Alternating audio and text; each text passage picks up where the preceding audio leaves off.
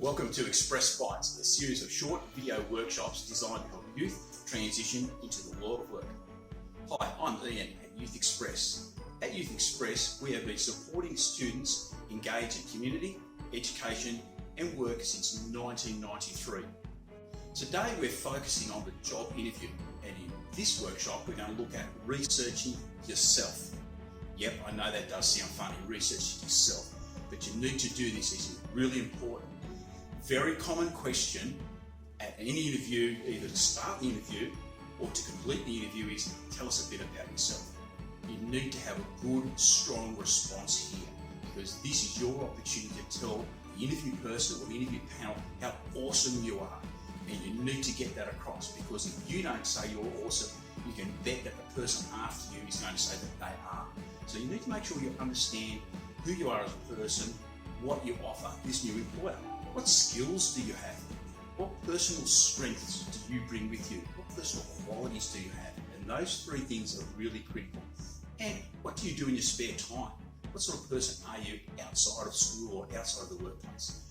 So let's look at some skills. What are some skills, some step further to that, what are the qualifications that go with our skills? So what qualifications could you have? You're in school, so probably not a real lot, don't have a university degree, but you'll have a few things. You might have a driver's license.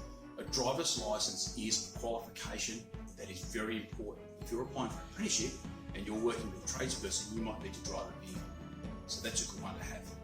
The next one you might have is you might have a first aid certificate. That's really important as well. You could have a level O coaching accreditation.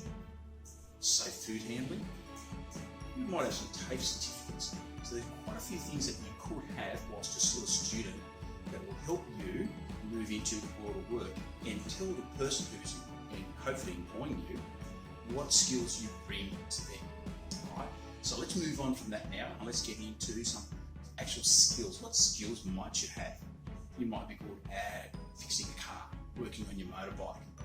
You might babysit. What's babysit got to do? Well, that means you're responsible.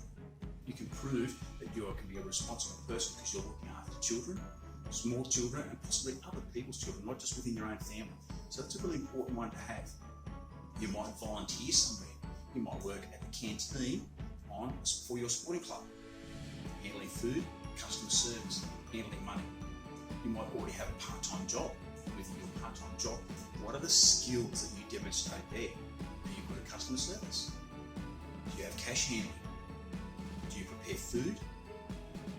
How do you interact with customers? These are some really good skills that you will bring to your next job. Let's move on from that. Personal qualities. Are you outgoing? Are you quiet? What personality do you have? Every personality is a strength. You just have to understand how your personality is your strength and what you bring to the new job. So if you are an outgoing person, look for jobs where that applies. If you're a quite more reserved person, look for jobs where that applies too. There are places where being quiet and reserved is an asset, and people are looking for that. So don't be negative or get down on yourself thinking, oh, I'm not as outgoing as the next person. That's not necessarily what people are after. So look at yourself, have a think about what personality traits do you have and how that can be a positive thing for the next employer. All right?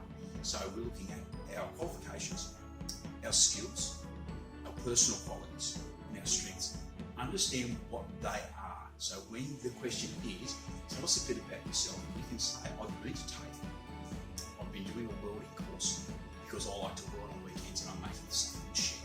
And if you're applying for a trade in that area, let's say you're a practical person, you have some skills and you've already made that step into getting extra training to help you get into that area of work, which means you're investing in that. You're not just hoping, oh, I'll cross my fingers, hope I get this job as a welder. You're the right person for that. And this is how you sell yourself in the best way. Okay?